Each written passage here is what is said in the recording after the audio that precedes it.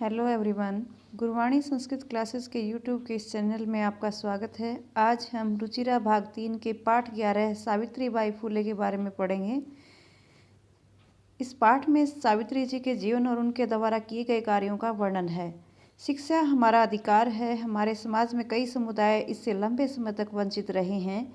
उन्हें इस अधिकार को पाने के लिए लंबा संघर्ष करना पड़ा है। लड़कियों को तो और ज़्यादा अवरोध झेलना पड़ता रहा है। प्रस्तुत पाठ इस संघर्ष का नेतृत्व करने वाली प्रातः स्मरणीय एवं अनुकरणीय महिला शिरोमणि सावित्रीबाई फुले के योगदान पर केंद्रित है। यहाँ एक चित्र दिया गया है। इस चित्र में यह महिला अपने घर से पुस्तकें लेकर चलती है और इस पाठशाला तक जाती है। मार्ग में कुछ लोग उसके ऊपर धूल फेंकते हैं तो कुछ लोग उसके ऊपर पत्थर फेंकते हैं। ऊपरी निर्मितम चित्रम पश्यत, ऊपर बने चित्र को देखो। इदम चित्रम कस्याश्चित् पाठशाला वर्तते, यह चित्र किसी पाठशाला का है। इयं सामान्य पाठशाला न अस्ति, यह सामान्य पाठशाला नहीं है। इयम् अस्ति महाराष्ट्र से प्रथमा कन्या पाठशाला, यह महाराष्ट्र की प्रथम कन्या पाठशाला है।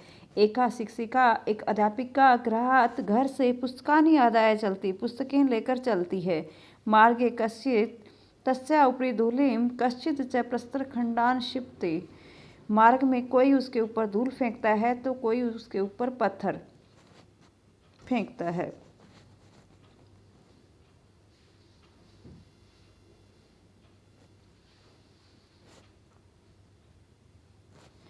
परम सा दृढ़ निश्चयात न विचलती, परंतु वह अपने दृढ़ निश्चय से विचलित नहीं होती। सब विद्यालय, अपने विद्यालय में कन्या भी कन्याओं के साथ सविनोदम हंसी मजाक के साथ आलपंती बातचीत करती हुई सा अध्यापने संलग्ना भवती, वह अपने अध्यापन कार्य में लगी होती है। तस्या स्वकीयम अध्ययनमपि, उसका अपना अध्ययन भी सहैव प्रचलति, साथ ही चलता है।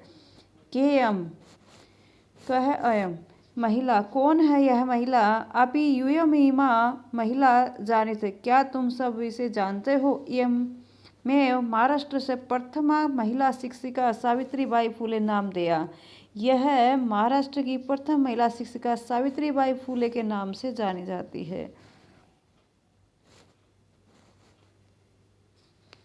जनवरी मासस्य तृतीय दिवसे 1831 तमे ख्रीष्टाब्दे महाराष्ट्रस्य नायगाव नामानि स्थाने सावित्री अजायत।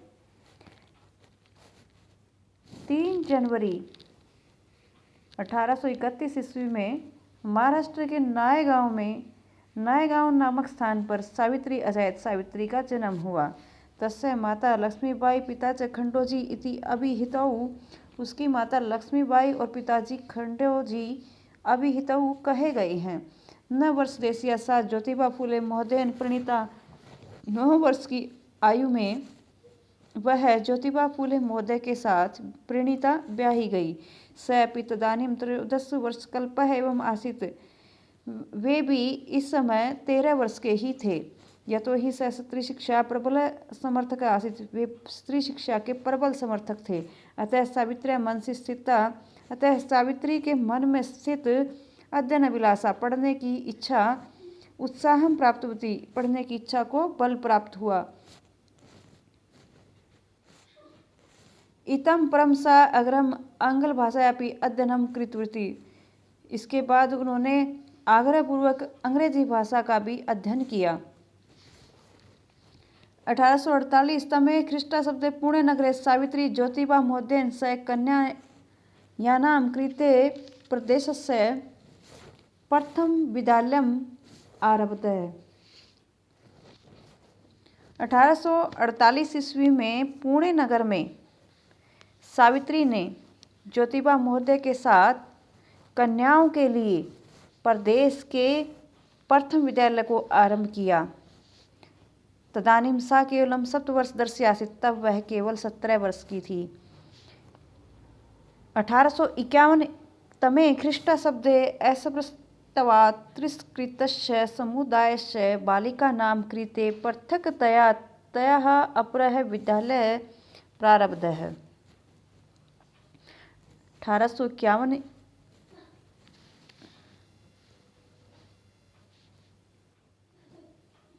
1851 ईस्वी में अस्पृश्यवाद तिरस्कृत छुआछूत के कारण तिरस्कृत या अपमानित समुदाय की बालिकाओं के लिए अलग उसके द्वारा दूसरा विद्यालय प्रारंभ किया गया।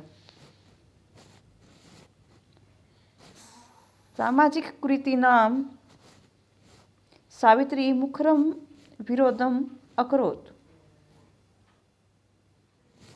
सामाजिक कुरीतियों का सावित्री ने प्रबल विरोध किया। विधवानां शिरोमुंडनस्य निराकरणाय सा साक्षात् नापितै मिलिता। विधवाओं के शिरोमुंडन को की प्रथा को दूर करने के लिए वह नाई लोगों से मिली। फलतः केचन नापिता अश्वारूढ़ो सहभागिताम अत्यजत। फलतः परिणाम स्वरूप कुछ नाई लोगों ने इस परंपरा में सहभागिता को छोड़ दिया। एकदा सावित्र्या मार्गे दृष्टम यत। एक बार सावित्री ने मार्ग में देखा यत कूपम निक्सा। कुएं के पास शीर्ण वस्त्रावृता फटे पुराने वस्त्रों वाली निम्न जाति की कश्चिद नारी कुछ महिलाएं जलम पातुम याचन्ते सम जल पीने की याचना कर रही हैं। उच्च वर्गीय उपहासम कुर्वन्त। उच्च वर्ग के लोग उनका उपहास करते हैं और कुपात जलोद्धरणम अवार्यन और कुएं से जल लेने के लिए रोक रहे थे। सावित्री एतत् अपमानम सोढुम न अशक्नोत। सावित्री इस अपमान को सहन न कर सकी। साता स्त्रिय निज गृहम नीतवती। वह उन स्त्रियों को निज गृहम अपने घर नीतवती ले गई। तडागम दर्शयित्वा और तडागम तालाब को दिखाकर बोली यत यथेष्टम जलम नयत। जितने इच्छा हो उतना जल ले आओ। सार्वजनिक हो अयम तडाग। यह तालाब सार्वजनिक है यानी कि सबके लिए है। इसमें कोई ऊंच नीच का बंधन नहीं है। अस्मात् जल ग्रहणे नास्ति जाति बंधनम। इसका जल ग्रहण करने में कोई जाति बंधन नहीं है। तया मनुष्याणां समानताया स्वतंत्रतायाश्च पक्ष सर्वदा सर्वथा समर्थित। वह मनुष्यों की स्वतंत्रता और समानता के लिए हमेशा समर्थन करती रही है। पूर्ण रूप से सर्वथा पूर्ण रूप से उसने हमेशा जो है उनका समर्थन किया।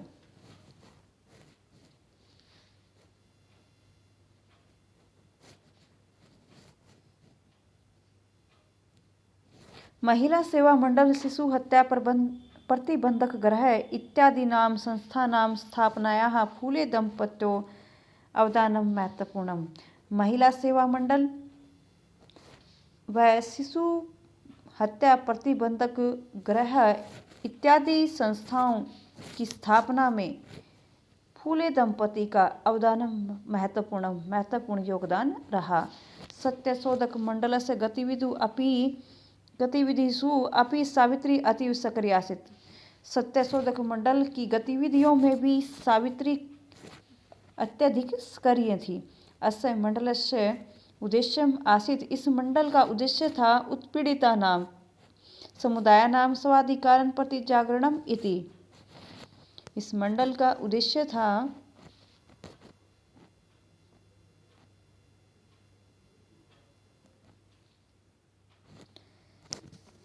उत्पीड़ितानां सताए गए समुदाय के लोगों को उनके अधिकारों के प्रति जागृत करना।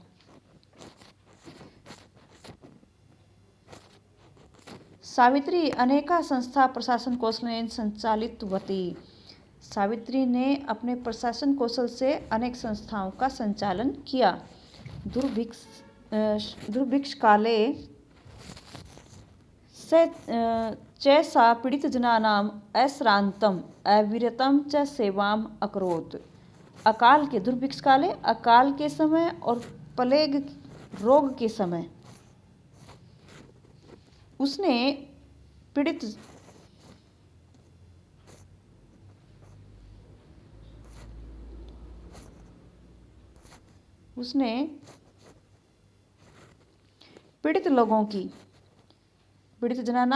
लोगों की अश्रांतम बिना रुके अविरतम निरंतर या बिना थके सेवा की। सहायता सामग्री व्यवस्थाएं सर्वथा प्रयासम अकरोत्।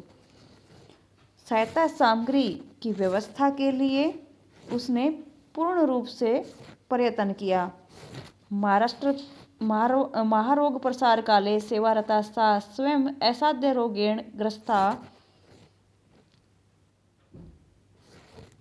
1897 ईस्वी में तमे ख्रिस्टा शब्द निधनम कता। महाराष्ट्र के रोग प्रसार के समय सेवा में लगी हुई वह स्वयं असाध्य रोगेण ग्रस्त असाध्य रोग से ग्रस्त होकर सन 1897 ईस्वी में मृत्यु को प्राप्त हो गई।